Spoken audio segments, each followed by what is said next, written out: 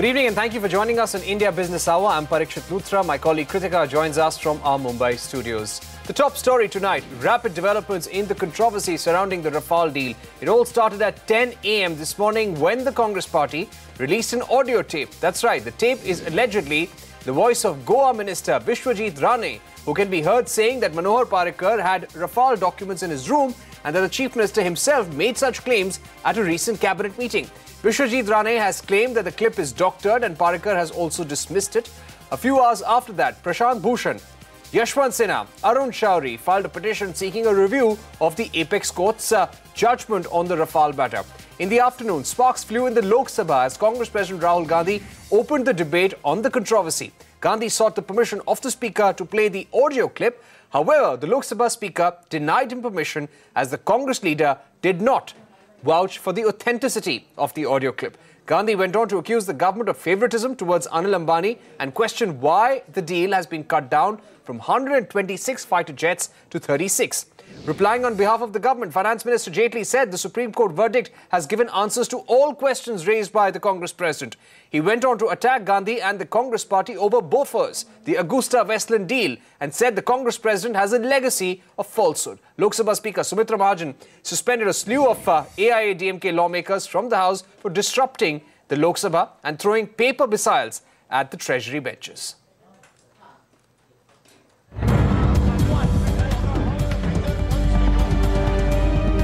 Changed the requirement of the Air Force from 126 to 36. Why did the price go from 526 crores to 1600 crores? The Prime Minister does not have the guts to come to Parliament and confront the questions. Madam, there are some people who have a natural dislike for truth. I would like to play a little tape recording that has been released. He wants to rely on a recording which is false and fabricated. Let him authenticate it, place it on the table of the House and open himself for an action of privilege. We demand a JPC in this matter. इस देश में कुछ लोग और कुछ परिवार ऐसे हैं जिनको पैसे का गणित समझ आता है, देश की सुरक्षा के साथ जुड़े हुए मुद्दे नहीं। नरेंद्र मोदी जी ने स्वयं डबल ए के जेब में 30,000 करोड़ रुपए डाले। When he was a young man, was he playing in the lap of one Q? If in Bofors the finger points to you, if in National Herald the finger points to you, if in Augusta the finger points to you, then 3 is a bit too much. James Bond had said, if it is once, it's a happenstance, it can happen. If it is twice, it is a coincidence. And if it is thrice, it's a conspiracy. And the conspirators of various defense deals today have the audacity to raise an allegation against others. Mr. Jaitley has lost his touch. He quoted Ian Fleming, saying the first time it's happenstance, second time it is coincidence, third time it is enemy action. He said something else. You forgot about enemy action altogether. Former CMD says that we can manufacture Rafale in India. When the company has got a capacity to do it efficiently in India, why HAL is deprived of giving a contract to that company? Why, madam? Madam, in the murky world of defense acquisition and defense deals in India, we find that the only casualty and the only sufferers is the Indian Armed Forces, and in particular with the lack of planes, the Indian Air Force. Lot of drama ensuing in the Lok Sabha today, but former Union Ministers Yashwant Sinha, Arun and senior advocate Prashant Bhushan have moved the Supreme Court now, seeking a review of the Rafale verdict. Ashwin Kumar is here with the details. Ashwin, can you take us through the details of their petition so far? Well, just as Prashant Bhushan had confirmed to us on the 17th of December, right here at CNBC TV18, the trio of Prashant Bhushan, Arun Shourie as well as Yashwant Sinha have moved the apex court. And this time it's again in the Rafale case, but in the nature of a review application, a review petition. They're essentially seeking a recall of the judgment, of the Rafale judgment altogether, making for a number of arguments as to why it should be done away with altogether. Now, while that might be the prayer, what are the grounds? Well, the first ground is that there are various errors apparent. This, of course, appears to be a reference to the apex court judgment, which in fact had relied on the CAG report already having been furnished before the PSC, which clearly did not happen, and hence that's ground number one that has been raised. The petitioners also go on to say that various incorrect claims have been made by the government, which the apex court seems to have relied upon for passing this judgment. The third ground is that the apex court, that the petitioners go on to argue that these incorrect claims, so to speak, had been filed in a sealed cover, and that the very act of filing in a sealed cover and not allowing the petitioners to rebut these charges and claims is in fact a violation of the principles of natural justice. The petitioners also arguing that the entire judgment seems to be proceeding on the footing that the petitioner had sought a scrapping of the deal, which is not the case. The petitioners had only sought a court-led investigation, and finally arguing that there appears to be a number of new facts that have come to light since the Supreme Court reserved its judgment. So on all of these facts and all of these arguments, it's imperative for the apex court to reconsider, to recall, to review its Rafale judgment. Keep in mind that the government's clarification, correction application is also pending. So clearly the last word is yet to be had. Back to you. All right. Thanks very much, Ashmit, for joining us, for getting us crucial details of that review petition that has been filed. We also spoke to the petitioner of the Rafale case, Prashant Bhushan, and he said that the least the court could have done in this case is ask for a CAG audit report on the deal by the government. Listen in. How can the court rely on supposed facts or claims made by the government for which no one is taking responsibility, and which we had conclusively refuted in our petition, in our rejoinder affidavit, with documentary evidence? The court does not even advert to those refutations and just regurgitates the claims made by the government in those unsigned notes, and on the basis of that they pass an order, and then it is found that those claims contain major errors of fact about the CAG report, which is not there, non-existent. And we had said in our rejoinder that 58 bureaucrats have collectively written a letter to the CAG that please audit the Rafale deal, you are not doing so. If the court was misled into believing that there is a CAG report, the minimum that it should have done would have been to ask the government to produce that CAG report. The court was misled into believing as if the price negotiating committee had come to a consensus, which was totally false. Any number of false facts were handed over to the court in the sealed cover, and the court has swallowed it.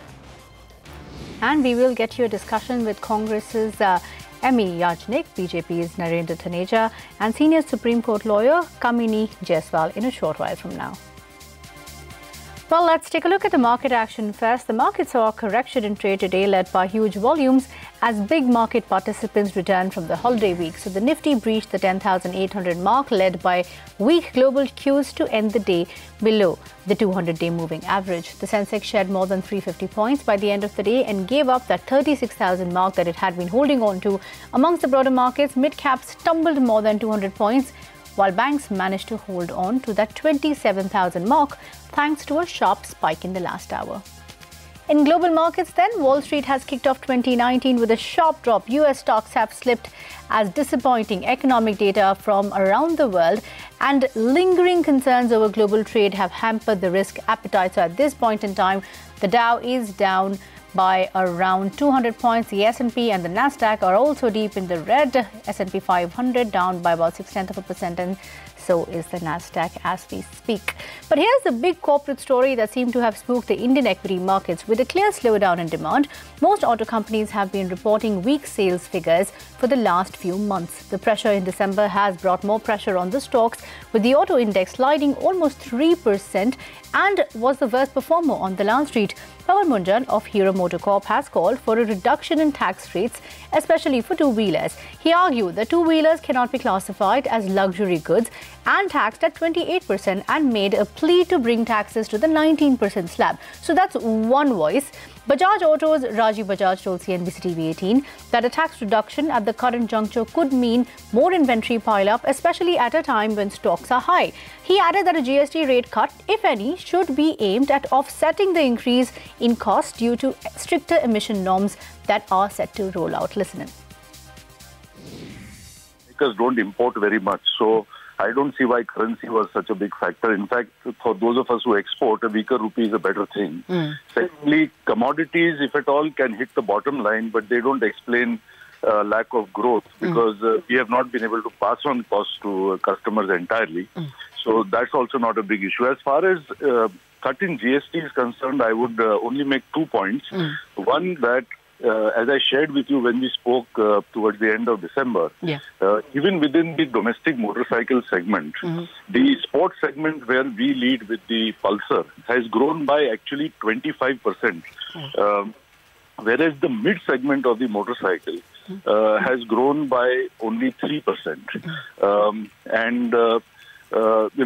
I don't understand that when the sports segment is 50% more expensive, the products that we sell there are 50% more expensive than what sells in the mid-segment, commuter segment. What will be achieved by reducing 28% to 18%? I'm not quite sure.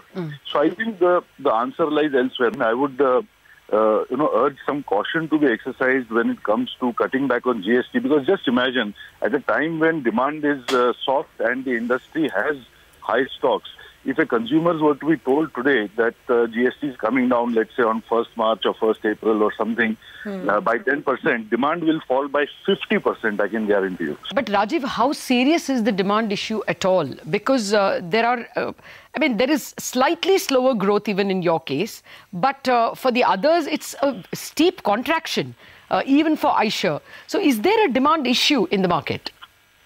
The short answer, Lata, is yes. The longer answer would be we should see it in 2 parts. One, manufacturers, and I would say we didn't make that mistake. Thankfully, manufacturers did step up production quite a bit in anticipation of the festive season, which didn't pan out as it should have. So part of this, as Dr. Goenka was also explaining in the morning on your channel, is definitely inventory correction. But part of it is definitely a softness in retail. I don't think there is any significant growth right now in the market year on year. So differences between top automakers over whether there should be a GST cut for automobiles or not. Let's move on. It was a weak December for M&M as well. The stock tanked over 4%, but speaking to CNBC TV18 earlier today, Pawan Goenka said that November and December months were used to sell off pile-up inventory, and he expects some turnaround in the 4th quarter. Let's listen in. January, February, March should see sort of true reflection of where the demand is. I would not say that there has not been some softening of sentiment, some softening of demand. There has been. But I think it's all led simply by what happened in October and September because of everything kind of being wrong at that time. The interest rates, the exchange rate, the oil prices, commodity prices, and I think that's what we are seeing in November, December also. And therefore, I would expect some turnaround in January, February, March, though I must admit that last year, January, February, March was a very high base. And therefore, to get a significant increase from last year will be a reasonably difficult thing to do. And of course, that is something that the market is going to be tracking closely. But here's another story that we have been tracking closely at CNBC TV18. The Reserve Bank of India has constituted an expert committee to identify and propose long-term solutions for economic and financial stability and sustainability of micro, small and medium enterprises. The 8-member committee will be headed by former SEBI chairman UK Sinha. Ritu Singh is here with the details. Ritu, take us through the structure of the panel and the terms of reference that have been outlined so far for it. Well, the Reserve Bank of India has constituted an expert committee on the MSME sector that will identify causes and propose long-term solutions for the economic and financial stability of this sector. It is an 8-member committee that will be headed by the former SEBI chairman UK Sinha and will have other members like PK Gupta of SBI, Anup Bagchi of ICICI Bank, Ram Mohan Mishra, Additional Secretary Department Development Commissioner for MSME, among other members.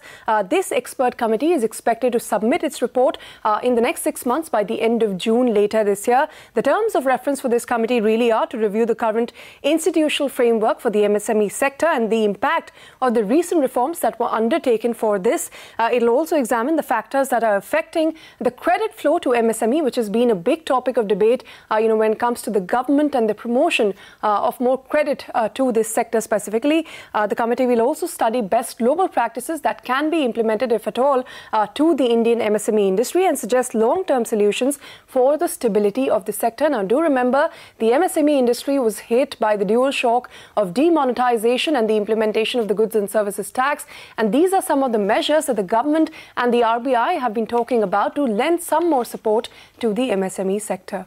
All right, Ritu, thanks for joining in with those details. Let's revisit our top story, the ruckus over the Rafale deal that rocked the parliament again, this time because of an alleged audio tape. How will the government tackle the opposition's attack? To discuss that, Parikshit has a special lineup of guests with him. Parikshit, over to you.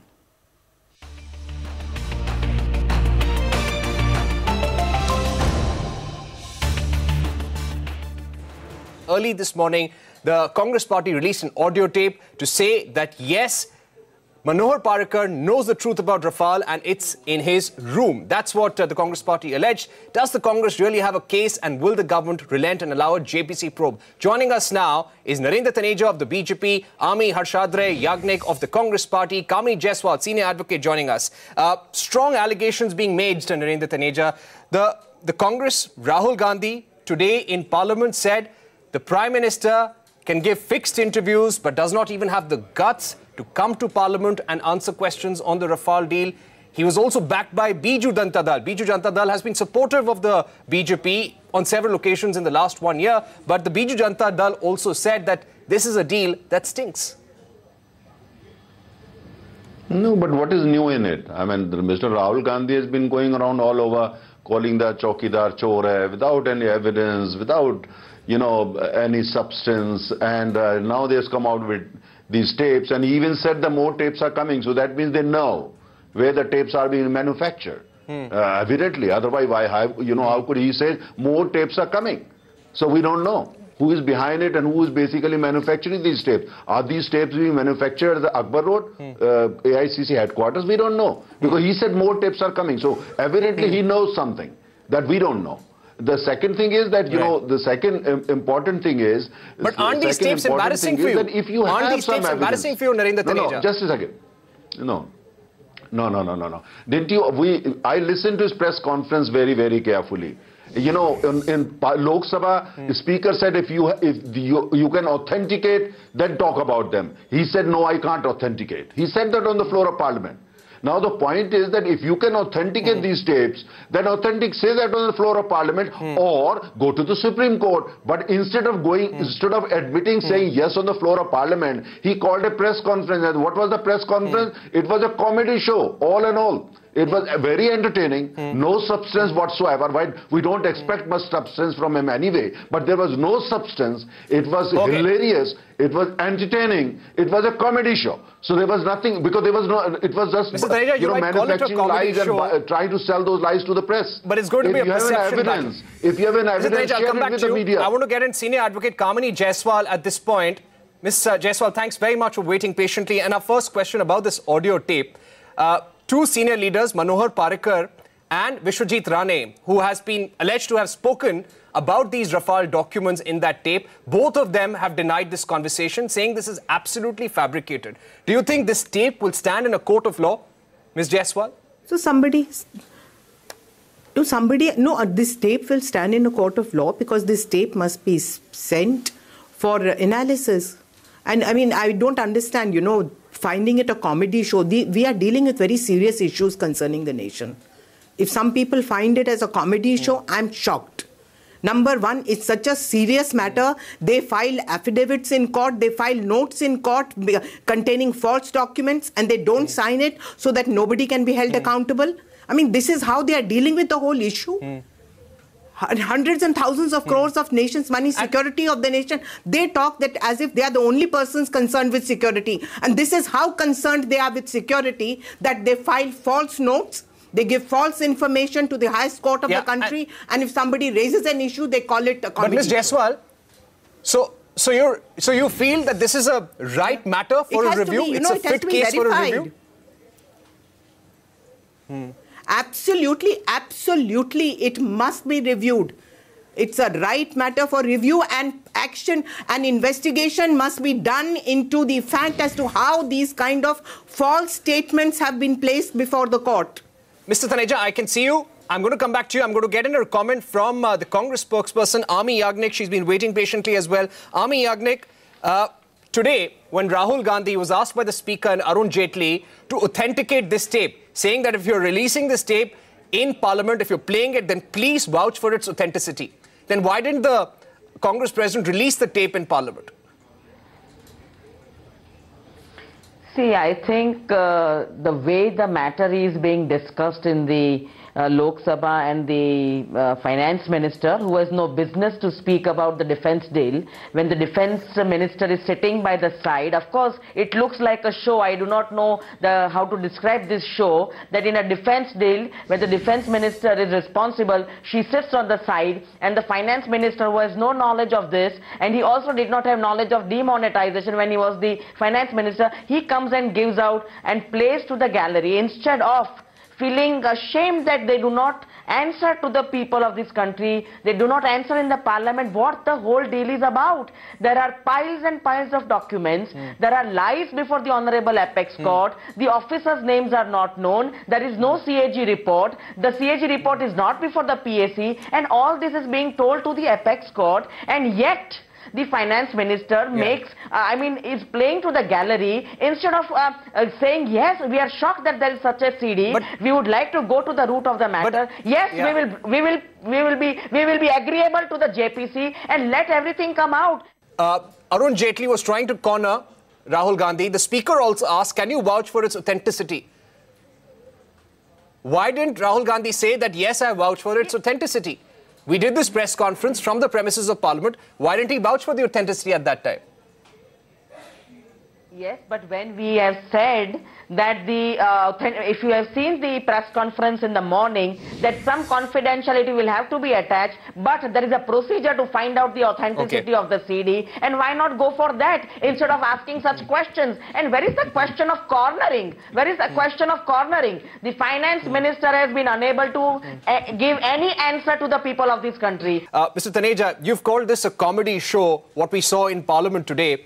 But the fact is, there is a perception battle that will play out in the run-up to 2019. The Congress has made Chaukidar Chor Hai a war cry. It's fine if you say that this is a comedy show. You might say that there are no facts, and the contract to Anil Ambani's company was a purely commercial decision. But at the end of the day, how are you going to deal with this perception battle? How are you going to address this demand for a JPC probe? How will the BJP get out of this? No. Mr. Rahul Gandhi's press conference, because I watched it. It was out and out Navjot Singh Sidhu inspired press conference, comedy show. In terms of how will we deal with, you don't have to deal. Look at India's history. People of India are very wise. Accumulated wisdom of Indians are the best in the world. People will be able to see through. It's bunch of lies. They have no evidence, and they're going around. The whole thing is going to fall flat on their own face, because we don't need to explain. You see, the whole thing is that if you have an evidence, you first produce that on the floor of Parliament. We have seen what you did with JPC on Bofors. What happened which was led by the Congress party. JPC on Bofors was an insult of Parliament. You want to create another platform so that you can misuse it. That's why you want to convert that to misuse for propaganda. Right. We won't let that happen. Let's get into response now that JPC from Ami Yagnik. We're running out of time. And what was the outcome of that? BJP saying that Congress is asking for a JPC because they want to misuse the platform, and they cannot bring evidence on the floor of Parliament. Yeah, they will do that. Ami Yagnik, respond to the BJP. For propaganda. No.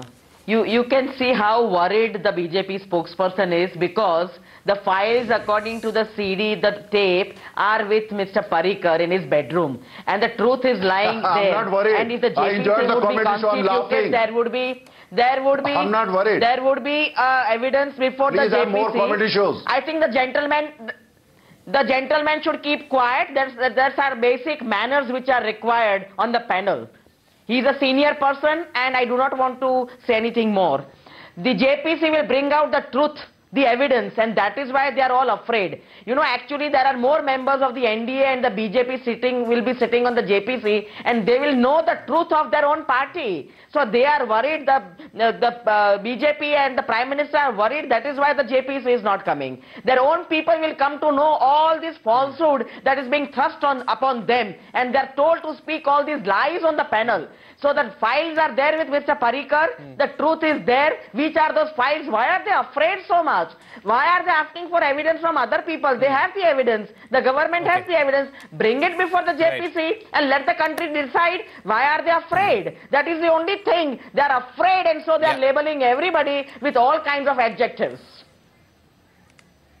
All right. Kamini Jaiswal, I want to put the final question to you now. This review petition has now been filed in the apex court. It's now up to the court to decide how to hear it, when to hear it, and it remains to be seen whether petitioners will go there and ask for an early hearing. They'll mention it before the apex court or not. But do you think the way in which the hearing and the decision on the review petition goes will be the final nail as far as this debate over Rafale is concerned?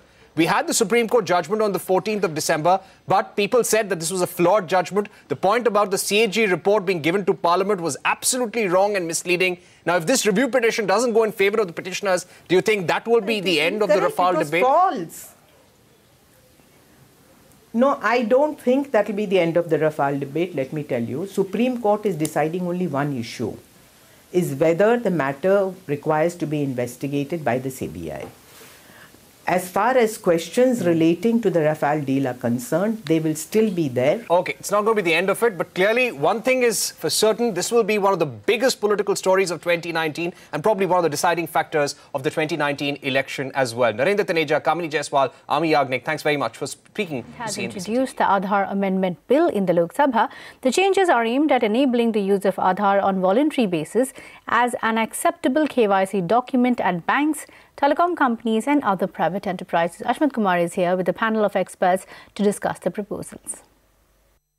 The government today introduced an amendment bill in the Lok Sabha to provide legal backing for voluntary use of the Aadhaar number for authenticating bank accounts as well as new mobile SIM cards. Now, this despite the Supreme Court order barring private entities from making the Aadhaar number mandatory for KYC purposes. Now, let me just also quickly take our viewers through some of the other salient features. Now, there are about 12 or 13 of them, as have been highlighted in the statement of objects and reasons. I'll, however, draw your attention to a couple of them. One, of course, is the voluntary use, legal backing for allowing voluntary use of the Aadhaar number. The other key takeaway, of course, is, and this is point number F, which says that this provision, this amendment essentially will permit authentication only by agencies that are compliant with the standards of privacy and security as specified by the authority. So that's a minimum benchmark that has been laid down. And the third point I would like to draw your attention to are point number H and point number M, which essentially, point number K, I beg your pardon, which give powers to the authority as a regulator for this Aadhaar regime. One is, of course, to confer power upon the authority to give such directions as it may consider fit for the Aadhaar, the Aadhaar ecosystem. And the second one is, of course, the penalty provision, which is to provide for civil penalties. That's another provision, power that is made available to the authority in question. Now, joining us to discuss these various tweaks that have been suggested by the government as far as the use of Aadhaar is concerned are N.S. Napinai, cyber law advocate. We also have with us Aishwarya Bhati, advocate from the Supreme Court, and Mr. Sajjan Puvaya, senior advocate again from the Apex Court, will be joining us in just a bit. I'll take this across to you, Ms. Napinai. The first question is, simple question here. Section 57, that's essentially the provision of the old Aadhaar Act that allowed for linkages between private entities as well as the Aadhaar number. That has clearly been struck down by the Apex Court. By way of this amendment, the simple question is the government perhaps guilty of trying to circumvent the Apex Court order? Ms. Napinai. Well, I must say that the alacrity with which these amendments have come puts to shame, the many social welfare legislation which could have been given a lot more emphasis or focus. But having said that, firstly, we were always of the opinion, or at least I have been very vocal about this, that the fact that the Supreme Court upheld the validity of the Aadhaar Act and secondly allowed for linking with the PAN card for tax purposes clearly negated everything else that it had said. Because once you leave a window open, then it is only a matter of time for other windows or larger doors to be opened again. And that's what has happened with the amendment bill. So what we have today is, yes, we now have a backdoor entry for linking telecom sector entities' services to the Aadhaar number and for various other linkages. But here what they have done is they have not really used the word linking. They're not really talking about combining everything into single silos. The way it has been structured is to say that it's a voluntary act. We must be given the options of alternatives. We must be told that you may use Aadhaar, but you don't have to use Aadhaar. But it comes back to square one to say that, yes, entities can take Aadhaar as an authentication process. So, yes, it is going to again open floodgates. Right, so I'll take a cue from that. You're essentially calling this a backdoor entry towards linkages between private entities as far as the Aadhaar number is concerned. Mr. Povaiya is with us now. Mr. Povaiya, let me take this question up with you. You were involved in this matter. Section 57 clearly was struck down on various counts, essentially being that there is scope for misuse, that there are not enough safeguards. We still do not have those safeguards, but we have a linkage, a voluntary linkage, but a linkage nonetheless. Is this perhaps bad in law? Is this perhaps in violation of the Supreme Court order? That's, of course, the charge being put forth by the opposition. Do you agree with that, Mr. Povaiya? I'm sorry I'm a little late, but yeah, thank you for encapsulating this question in the manner you did. But I have a slightly differential thought process on that. If you look at this act in the form that it's being proposed, or the bill in the form that it's being proposed, I think we should step back and look at it from a perspective of independent lawyering, from a perspective of civil society, from a perspective of a constitutional lawyering or protection of rights of the citizen, etc. If you look at it from that perspective, I don't think, and quite frankly, quite contrary to the public mood and public sentiment which is going vis-a-vis this bill, my view is that this bill is really not all that bad. I think it's a mixed bag, if I can use that word. There are some aspects of this bill which are fantastic. I think a series of arguments that were placed before the Supreme Court by civil society have been taken care of in this bill.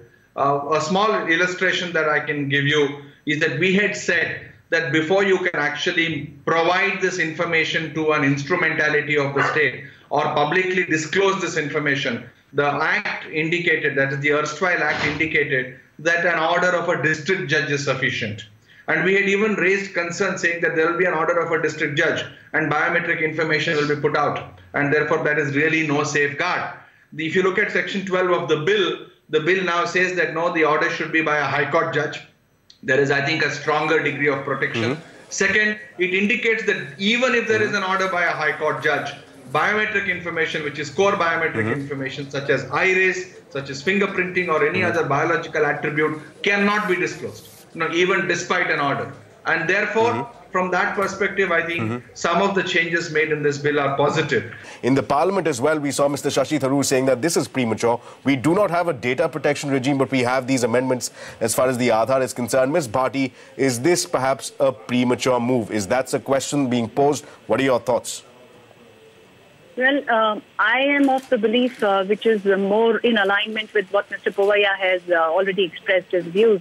I also strongly feel that the positives of the bill are actually in alignment with the directions of the Supreme Court, the majority judgment of the Supreme Court, and a lot of provisions are actually to ensure the directions that were passed by the Supreme Court are carried out in spirit. Of course, the negatives of the bill that are there already being highlighted by my colleagues, The data protection law is an absolute must. I think we can't proceed. But having said that, we also need to appreciate that data protection is something that even the developed countries are grappling with. It's not like there is a secure system or there is a perfect law which is in force and which takes care of all the speed at which the technology is changing and enabling the IT operations online. So that is something that even European countries are grappling with, and we will have to find our own, put our own house in order on that. And of course, then it will make sure that there is more sanctity to the bill and the amendments that are prescribed. You specifically mentioned, Ashmit, about Section 57, but from what I read about the bill, it actually omits Section 57 from the Act, which is in alignment with, again, what the Supreme Court had held, that Section 57 is unconstitutional. I also wanted to reflect on the point that, these are areas which a lot of it is virgin territory. We will have to explore, we will have to improvise in the way we go forward. And a lot of negatives of the Act are actually, of the bill right now, are actually taking away the disabilities, the reasoning on the basis of which the linkage, etc., was found invalid by the Supreme Court on the Aadhaar issue. So they are trying, and the point that they have allowed the children to opt out or cancel their Aadhaar registration. That is also, these are some of the things that had weighed with the Supreme Court at the time of consideration, and even in their reasoning of why they found that linkages, etc., is not proper. So, mixed bag again. I think it's important that this debate goes on effectively in Parliament, and this is not the last word on it. We will have to completely stay on top of this and make sure that, we take care of the amends in the technology in a manner that law enforcement is easier than breaking of law. Are the concerns perhaps too premature? The bill has only been introduced right now in the Lok Sabha. The Rajya Sabha will also be vetting it. Then there is, of course, the process and the remedy available of judicial scrutiny. So are the concerns as of this stage perhaps premature, given that in spirit a number of aspects from the Supreme Court judgment have been incorporated in this amendment? So there are two ways of looking at the premature nature of the bill, right? One is whether the government rushed in, or whether the naysayers are rushing in too hastily. It cannot be gainsaid that it is indeed a mixed bag. There are a lot of positives, and obviously the government had to meet the threshold that the Supreme Court had set for it on the issues that it had set aside earlier. So that was I would say, if I may be allowed to use the word, a no-brainer. It had to meet that. The concerns that I have in this bill is the haste with which it has come in and the purpose for which it has come in. We are aware as practitioners that the industry particularly has been extremely anxious that it's one way of easy authentication or of identification has now been set aside, and it appears to be an appeasement policy of rushing this bill through for the sake of industry to use this humongous quantum of data that has been collected. That is the concern that I have here. And in that concern is built in the other aspects, which is that on one hand, you have a lot more provisions of, protective measures, which is the increase of the penalties, the criminal penalties as well as the civil penalties, the, giving teeth to the bill, which to the act, which it did not have earlier, etc. But there is one hidden thing which is not clearly coming out in the bill. And there is a hint to that in the amendment proposed to the money laundering aspect. That is where it says that if you are collecting biometric data, it has to be deleted. If they are complying with the Supreme Court's threshold, then where does the question of collecting biometric data arise? And if there is no collection of biometric data, then where does the question of deleting it arise? So are they then still envisaging the possibility of online collection of biometric data and then deletion thereof? Or is it only going to be an alternative which will not involve collection of biometric data? So some aspects that still need some clarity. And there is no clarity. We're running out of time. Mr. Povaiya, just final thoughts to you. Do you anticipate perhaps another challenge coming the way of this Aadhaar juggernaut, so to speak, before the apex court, given that there are some vices that still need to be collected? Do you anticipate another challenge, Mr. Povaiya? No, absolutely, yes. I don't think there will be any doubt in my mind that there will be another, not one or multitude of challenges on this. Because just look at it. It's one thing to say that the bill actually has some positive aspects, but please look at the conduct in the manner that the bill has been actually introduced. Why was this bill not put for public consultations earlier? Is this being introduced as a money bill? Will it ever go to the Rajya Sabha? Would it just be the Lok Sabha saying what it will? Will it go through the same process as the original act did in terms of steamrolling it and getting it out? And whilst there are positives in the bill, I know the methodology by which it is being undertaken, I think, raises a lot of questions, and it is bound to be challenged. Fair enough. So interesting thoughts coming in. It's a bit of a mixed bag. There are some positives, takeaways as far as the Supreme Court judgment is concerned. Various aspects have been incorporated, but there are some concerns as well in terms of the processes that are being followed. But for that, for the thoughts and perspective that our experts have shared with us, we'd like to thank their time for taking our time and sharing your thoughts and perspectives with us. Thank you, Ms. Napana, Aishwarya Bhati, as well as Mr. Sajjan Puvaya, for sharing your thoughts and perspectives with us. The merger of state-run Vijaya Bank and Dena Bank with Bank of Baroda, the government is making it the second big consolidation of PSU banks after SBI. Post this merger, Bank of Baroda will become the third largest bank after State Bank of India and ICICI. Soon after the announcement, the banks released their respective share swap ratios. Lata Venkatesh joins us with those details. Lata, take us through the swap ratio and what it means for shareholders. The swap ratio of 110 shares of Bank of Baroda for 1,000 shares of Dena and 402 shares of BOB for 1,000 shares of Vijaya Bank broadly translates into 1 share of BOB for 9 shares, 9.1 shares of Dena, 1 share of BOB for 2.5 shares of Vijaya Bank. Now, this swap ratio, if you compare it to the last closing market price of these banks, indicates that Dena Bank has been valued about 27% lower than its closing market price, and Vijaya Bank has been valued about 6% lower than its last closing price. So chances are you're going to see BOB gain a bit when it opens for trading tomorrow, and the other 2 shares trade a little at a discount compared to their previous closing price. In fact, Dena will fall rather substantially. Now, what will be the merged entity looking like? The NPA of Dena is high, and that may push down the next year's book value of BOB just a little, by about the adjusted book value by about 4%. But overall, the GNPA doesn't change much. The merged entity will have more or less the same GNPA as the current BOB. And the net NPA as well increases just marginally to about 5.3 from the current 4.9. So not much difference. The capital position also of the merged BOB will be quite healthy at about 9.1. That is the common equity. Edelweiss's view is that BOB will have to issue 30% more shares when it amalgamates Dena and Vijaya Bank into itself. The merger also will make BOB a very large entity, so it's possible that the new BOB, the amalgamated entity, will find its place in some of the large indices, you know, the MSCI Asia Index or something like that. So it could therefore get some bit of a premium.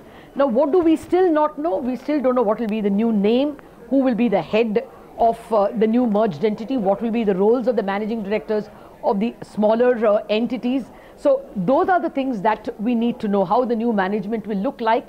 And then, of course, after the new management is in place, we will know what synergies they can get. So there are a lot of unanswered questions, but it looks like that tomorrow itself, BOB will trade much better than the other 2 shares.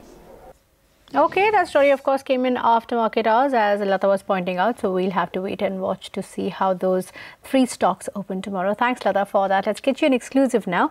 The GST Council is set to meet again on the 10th of January in New Delhi. Sources say that during this meeting, the Council will consider the key proposals pending from its last meeting. Timsy Japuria is here with the details. Timsy, what are your sources telling you about the agenda?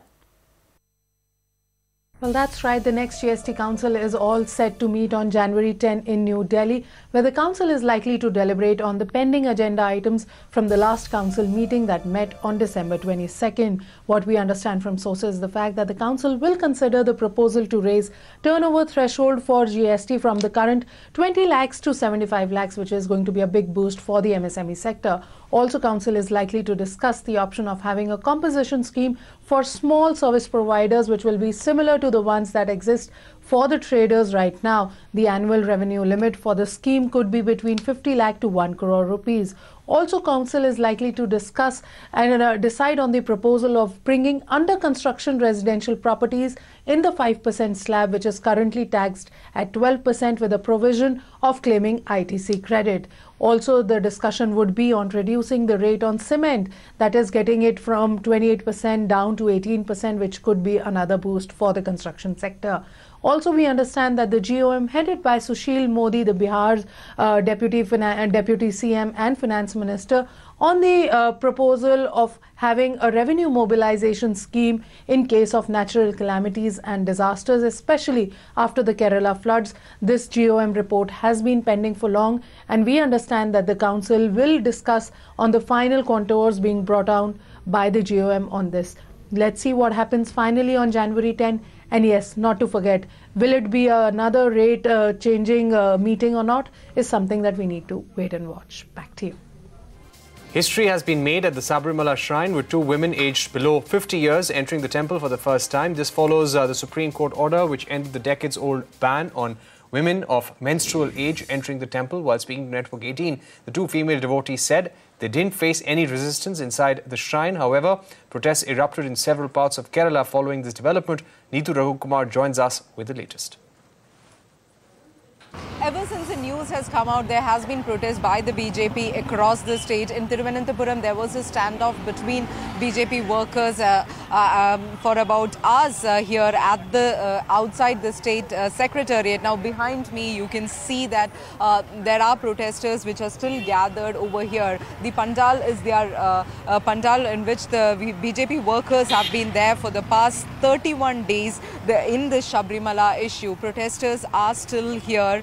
And one of them is on a hunger strike.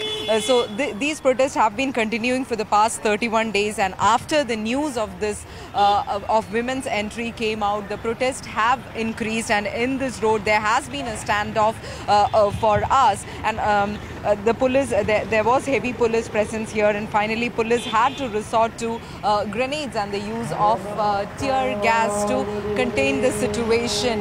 Now the Sabrimala Karma Samiti has called for a dawn to dusk hartal tomorrow across the state, and the BJP has said that they will support this hartal. So more protests are expected tomorrow after the news of these women entering the temple, and the temple chief priest has also closed the temple for an hour after these women entered, and they had also done some purification process of pujas after this, and the temple doors were opened after that. But more protests are expected in the state, led by the BJP, the Sabrimala Karma Samiti.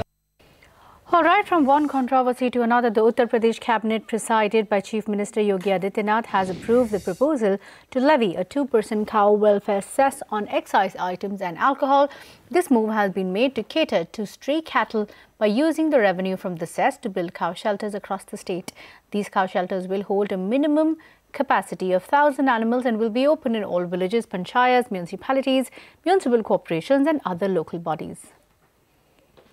And now the big global headline of the day, the partial shutdown of the US government has entered the 12th day. The shutdown has led to key places like Smithsonian Museum, national zoos closing their doors. A crucial meeting of the lawmakers is scheduled for later today to break this impasse. CNBC's Ilan Moy reports from the White House on what can be expected from that meeting. The government shutdown is looming in the background of all of those discussions. We are told this meeting will happen at 3 p.m. It'll be in the Situation Room of the White House, and it'll be closed to the press. So don't expect a repeat of the must-see TV that we got the last time that Chuck and Nancy went over to the White House to meet with President Trump. This time, Republican leadership will also be in the room along with the Democrats. This is the first time everyone has gotten together for a face-to-face meeting to sort of hash out these issues since the shutdown began. Democrats will say that they have a serious offer already on the table. They plan to vote tomorrow on a package to reopen the government. They would do that by funding the Department of Homeland Security through February 8th, and they would include funding for the rest of the affected agencies through the end of the fiscal year. The White House, however, they say that this package is a non-starter because it doesn't include any money for the border wall. Now, while all of this is being hashed out here on Capitol Hill and over at the White House, the list of affected agencies continues to grow. We see the Smithsonian museums closing their doors for the first time today as they are now running out of money. The EPA closed over the weekend. The FCC is set to close tomorrow if there is not some sort of miracle breakthrough over the next 24 hours. Guys, despite the fact that this meeting is happening at the White House, the expectations are low for any substantive progress today.